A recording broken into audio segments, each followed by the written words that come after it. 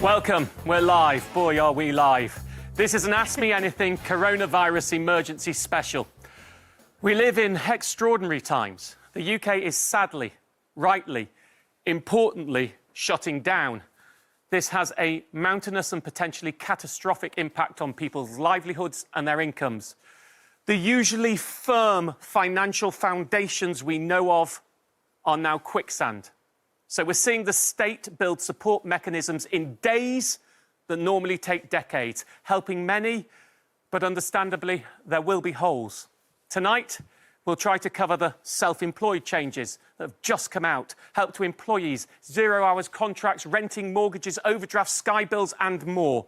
To maintain social distancing, we've a stripped-down crew, thankfully only in number, not in clothing. Trust me, if you'd seen this lot, you'd be very glad about that. And also, thankfully, a fully clothed Angelica Bell. Trust me, you don't want to see me naked. Yeah, you're right. Now, last week, we had 18,000 questions. Clearly, we can't answer all of them, but we'll try and take examples of popular subjects just for you. Now, we're already swamped tonight, but if you've got a question, you can still send it in. Please keep them short, as it gives us a chance to get through more. Now, we're going to start with the big news of the day, and to help us, we've got Lindsay from Sunderland on the line, who is self-employed driving instructor. Hi, Lindsay. Hi. What's your question, Lindsay? What can I do for you? Well, basically, I'm a self-employed driving instructor, and I'm just wondering what the announcement that was made today actually means for our industry. OK, so let me just check. You make profits, I presume, rather than PAYE, and you do a self-assessment form each year? That's right. OK, so Lindsay's question reflects that of many people. Let me run you through the basics that the Chancellor announced at 5 o'clock this afternoon. The new scheme is called the Self-Employed Income Support Scheme. 80% of the profits that you make, up to £2,500 a month, will be paid to you as a non-repayable grant, although the money is taxable like income. The profits are averaged over 3 years. That's up to the 2019 tax year, the one that ended in April 2019. If your profits are over £50,000 on average, even £50,000 and a penny, you don't get anything. It's a cliffhanger. You can still keep working during this. Clearly, driving instructors won't be because they're next to each other in cars. But if you're in a job that you can get this grant and still keep working, unlike the employee scheme where you're not able to do so. And it's paid as a lump sum in June, but it'll be backdated for 3 months. So effectively, you'll get March, April and May's money in June as a lump sum. Lindsay, does that make sense? Will that help you? It does, but what happens if you didn't actually start work until you stopped working in the middle of March? How would that then affect you? And also, what about if myself and my partner are both self-employed, and what if you've got savings in the bank? How does, we can apply for universal credit in the meantime, but how would it be affected by that, The savings in the bank do affect universal credit. If you've got over £16,000, you can't get universal credit. But this is not savings related. Your savings aren't affected by this. You and your partner are both eligible for the scheme separately. If you stop working early March, well, you only get 3 months' worth of money. But hopefully 3 months' worth of money will give you something. Do you think you're likely eligible for this? Possibly. Well, I will be for the 3 months. I'll be eligible for that.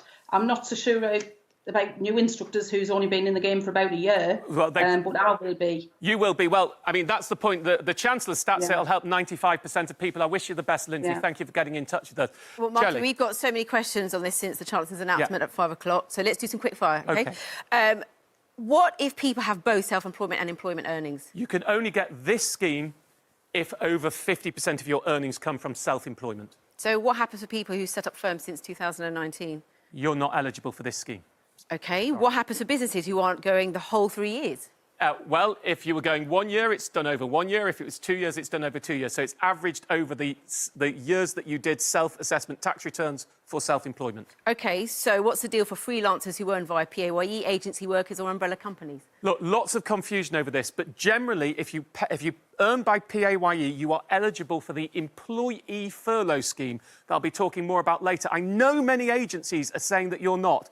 Well, I've been talking to right at the very top of this, and they're saying you are. I'll give you more information on that later. If you're PAYE, furlough as an employee, not the self-employment scheme. OK, well, how about those working via limited companies who get dividends in PAYE? No, they're not counting dividend income. I'm afraid if you're one of those who gets a little bit of PAYE salary and you pay yourself mainly in dividends, they don't count dividends towards this because they say it's difficult to separate that out from share-based dividends. So you could furlough yourself on PAYE, but because then you're an employee, you won't be able to earn. Those are there are holes. Look, there are holes in this system. It's been built very quickly, and there are going to be some people who fall foul of it, and it's very difficult. It's very difficult. Well, as we know, people won't get cash until June, but what are they meant to do for cash flow in the meantime?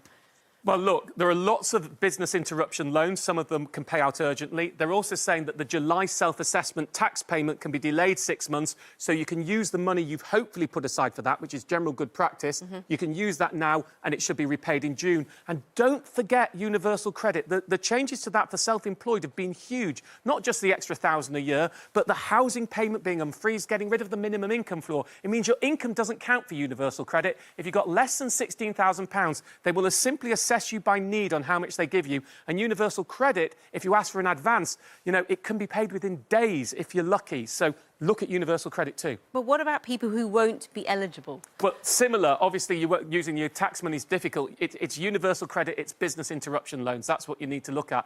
There's not an answer for everyone, but hopefully most people will be all right. OK, Martin, let's go to social media. And we've got a tweet here from Emma. My husband has been self-employed since last June. Does this mean he cannot claim? Self-employed since last June? Yes. OK. Sorry. He can't claim this support scheme, but he may be able to claim universal credit. But that's just... These rules are arbitrary. You know, they've drawn lines somewhere, and if you're just across the line, depending on how much you earn or when you got your income, you're going to fall foul of it. OK, now, as you know, there's so much changing at the moment. And because of that, we're going to do 2 need-to-know summaries tonight. So, Martin, I think we should do the first one right now. And it's been changing literally as we've been standing here in the last half an hour. So let me go through it. Here's my first summary, overdraft help. Now, you may know... terrible timing. Right now, most overdrafts from the 6th of April were set to be 40%. It's gone up hugely, the APRs, nearly double a high street credit card. Overdrafts are the new danger debt. Thankfully, some of the banks are starting to see that the timing is bad on that. So here's what they've been announced, most of them in the last few hours. Barclays has said you will automatically get 0% on all approved overdrafts, and that's from the 27th of March until the 30th of April. HSBC will increase your buffer zone, the amount that you can go into your overdraft with it being interest-free, to £300 for everyone automatically, and that'll last 3 months starting from today. Lloyds, Halifax, Bank of Scotland, very similar, £300, except it starts on the 6th of April. That's automatic. RBS and NatWest aren't going to the new 40%. They're sticking at 19.9%, and they're going to get rid of their £6 a day fee, and that one starts on Monday. Nationwide, not automatic, it's the only one. You need to apply, but you can apply from tomorrow for a 0% overdraft that will last around 2.5 months. Let's move on to the next page. More tips. NHS staff, the government has said you are now guaranteed free parking. Hooray! In hospitals and from local councils. Although whether it'll actually be free or you'll have to pay and reclaim, I don't know yet. I've got a call in on that one. And thank you for all the work you're doing, by the way. There's my 8 o'clock clap. Pause Sky Sport. If you've got Sky Sport, you're paying for sport. Sport isn't on. They'll let you pause it and restart it once it comes back on. BT Sport aren't doing that, but some people who are getting in touch are getting refunded for the month. If all of you go and ask them, they might have to start doing an automatic system. And return rights have been extended in stores. If you need to take things back, and they normally give you 30 days, some good stores like H&M are saying, well, you can't go out, so we'll give you 120 days. More of these tips coming later. Lots more to say. Right. Should we go to social media? Yeah, sure. OK, this is a question from Jennifer. Thank you for getting in contact with us. I was meant to start a new job on Monday, OK? But my contract was retracted. I had already left my old employer. What am I entitled to? OK, so you're an employee, which means we are talking the furlough system. That's where employees get 80% of their salary up to a maximum of £2,500. It's up to the employer to do that. Now, the answer on this one is your new company can't do it, but your old employer, even though you've left them, go back to them. They effectively are acting as a mechanism of social security at the moment, old employers, and say, look, please re-employ me for this period on a furlough, 80% of my old salary. You're allowed to do it. I'll stop the day afterwards. Please help me. The government has effectively put firms as the intermediary on this, and we need them to step up. Employers, you are allowed to do that. OK. Patsy says, I'm moving house in May. My removal company has closed and so has the storage facility. What advice do you have? So I just heard minutes before I came on air, I'm assuming this is a mortgage-based move, that many people are being forced to move because someone in the chain's mortgage has to complete. The UK Finance, the trade body for banks, has now said all mortgage lenders will try and extend, if you have exchanged, they will try and extend mortgages by 3 months so you've got longer to complete. You don't have to move at the moment. You can still hire vans, but removal firms are shut down. So if you could move yourself, you could move. But if it's a mortgage base, well, then you're now going to get an extension on the mortgage offer at the point beyond exchange. So that should help. Hope it makes sense. Oh, my goodness. Thank you so much to everyone who's been getting in contact. Loads and loads of questions. But it's time for a break now. We're going to have help for employees in part 2. Plus, there's more need-to-know tips. We'll see you in full.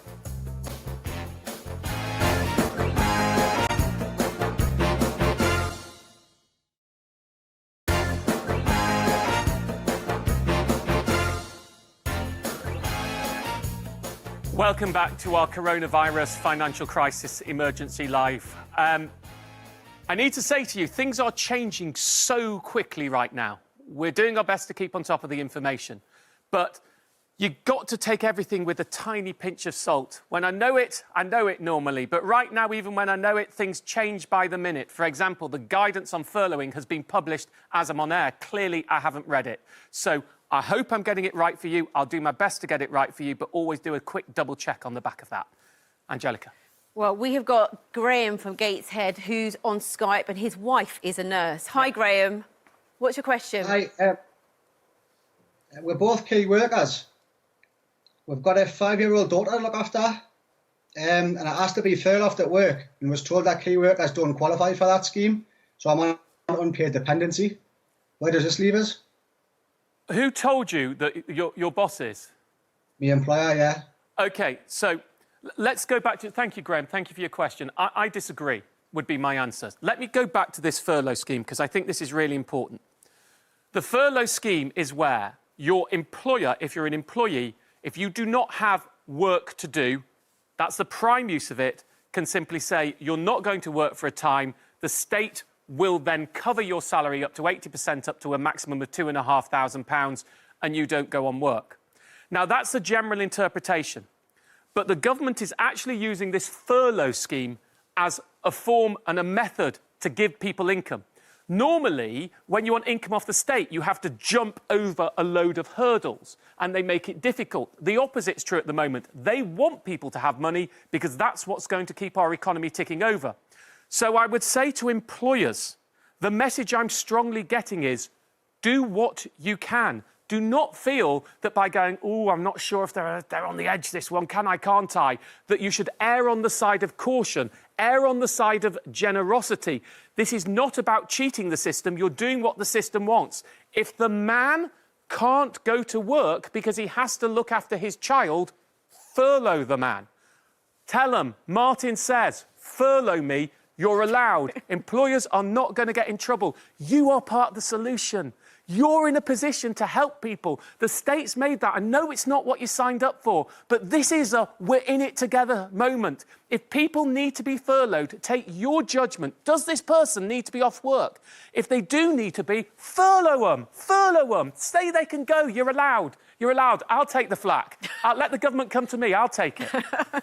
You'll regret saying that. Now, It's all right. They told me that that's the messages I'm getting from right at the top. OK. Now, before we get back to your questions, we've got some more need-to-knows, Martin. What have you got for us? Yeah. OK, so let's move on to some of those. Whew.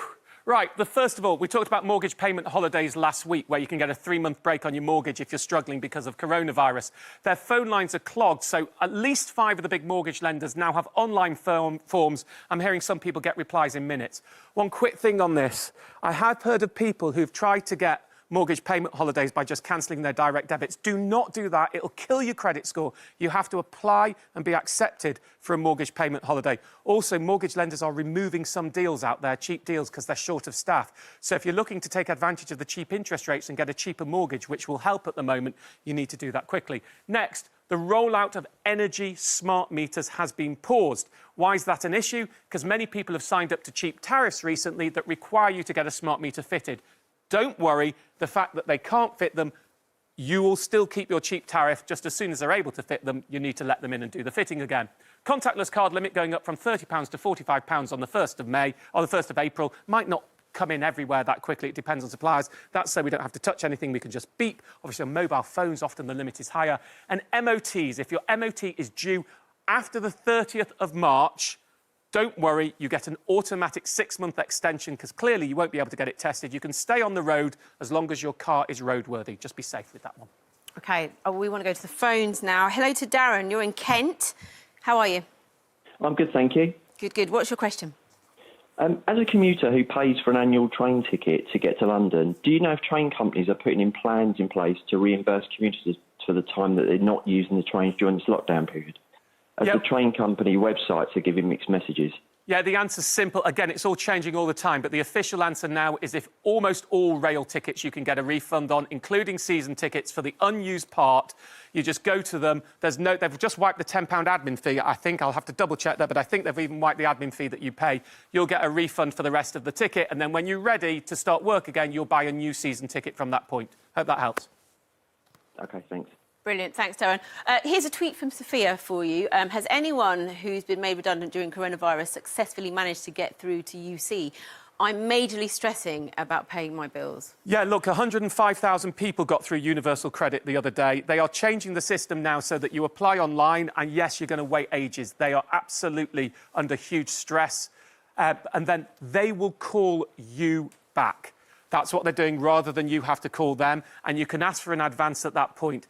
I mentioned it earlier, but Universal Credit really is something that anybody, if you're unemployed, self-employed or employed, and you're looking at reduced income that you're going to struggle from, well, in that case, you can go and claim Universal Credit. I've got Lee Healy, who's from Incomax, who's a benefits expert on there. Lee, we've just your view on what's going on with the Universal Credit system. The changes are quite radical, aren't they? They are. There's lots going on. The government are doing lots and lots to try and help families. The system is creaking a little bit, but the DWP are doing everything they can. Like you say, they're making outbound calls to try and make sure that they get those claims through. So it's really important if you are stuck and it's a fallback position, you need to claim Universal Credit. And Lee, one thing. So the key is Universal Credit is paid after 5 weeks, but you can ask for an advance, which is what you generally do when they call you back afterwards. Just quickly for me, how soon after applying if I applied for online Universal Credit tomorrow, not me, if someone applied for Universal Credit tomorrow, how quickly could they get that first advance payment? What's actually happening on the ground?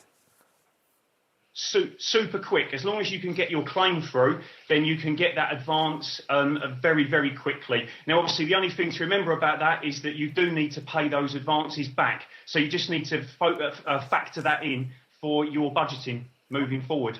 Lee, thank you very much. Lee Healy there. Cheers. Let's go to a tweet here from Michelle. Why isn't council tax being reduced? Are energy bills going to be reduced or any other utility bills? Councils have been given a little bit of extra money by the government, but clearly they're creaking at the moment with everything that's going on. And I know people, if you are really struggling, call up your council, speak to them. I know people who have been given payment holidays on council tax. Are energy bills going to be reduced? Not that I've heard, but remember, most people put the normal day job hat on. Yes, not crisis mode. Over half of you are on standard energy tariffs, being ripping yourselves off, paying 30% too much. Get yourself on a comparison site. Go and find yourself the cheapest tariff you can with good customer service and cut your own bills that way. I know you're using more while you're at home, but that switch will save you a lot more on the back. Ooh, that felt more comfortable. Carry on. OK, Abby from Hertfordshire, you contacted us. Thank you so much. I'm a full-time PAYE nanny. I'm choosing not to work because I can't do my job properly and keep 2 metres away from children. Should I not be paid? Well, yes, if you're a nanny, you'll be on PAYE. Your employer will pay your PAYE, even if they don't pay anyone else. They can apply to put you on furlough. People, we have to look after each other. If your nanny can't work, well, either if you can afford to pay her, pay her. If you can't afford to pay her, put her on furlough and give her 80% of her salary. Can I just give you a quick story, slightly off this? Somebody very close got in touch with me last Wednesday, someone I know, and they lost their job on the Wednesday because they work in hospitality and it was being closed down. I'm actually changing some details to keep them anonymous, but you get the point. On the Friday, when the furlough thing was announced, I got in touch and said, ask your employer who's just got rid of you to take you back on. And she said to me, it's not going to happen. I'm like, ask them. And she said, but I said, ask them. Look, it'd be nice if they gave you 100% of salary, but if they're not willing to do it, say, drop me down to 80% of my salary, which they're allowed to do, and just get me on furlough and keep me some income. She got her job back. Did she? You can do this. 80% of salary, but she said as well as the financial relief, I feel I belong somewhere. I may be at home, but I belong somewhere. Employers, there's a lot resting on you in this. Do what you can. So is it just about confidence as well, people just saying, going to the Look, a lot of employers are worried about breaking the rules, which is why I went. The message I'm getting from the government is they're trying to support people, not trying to find ways not to support people. If you, as an employer, someone needs it, societal judgment, do they need to be on furlough? Put them on furlough. Re-recruit them to put them on furlough. It's all fine. It's all fine. OK, this has got to be quick, OK? About 30 seconds here. Yeah. This is from Nia. Will a mortgage holiday from the bank affect your credit rating? No, mortgage payment holidays will not go onto your credit file. You'll still pay interest while you're on the mortgage payment holiday, and then you'll repay that afterwards. So someone with a £700 mortgage, say, with 20 years left, after the 3-month mortgage payment holiday, will be paying £712 a month. So what? For the cash flow benefit that gives you at this crucial time. OK, listen, quick here. I want to get another one. Do we need to be checking our home insurance about working from home? Technically, you're meant to call them if you're going to be starting working from home. But in this day and age, as long as you don't have people coming in the house, which you shouldn't anyway, Right. and haven't got stock there, no problem. Listen, thank you to everyone who sent in questions and to everybody here and everyone who came into the studio to do this show. Thank you so much. Thank you. That's it. While we may be socially isolated, we are all still interconnected. And together, we can and will get through this. Please stay safe, stay healthy, stay at home if you can, take care of each other, be forbearing, and try to find as many silver linings and smiles in this cloud as you can. If you have to be silly, be silly. Good night. Do what you can. Woo!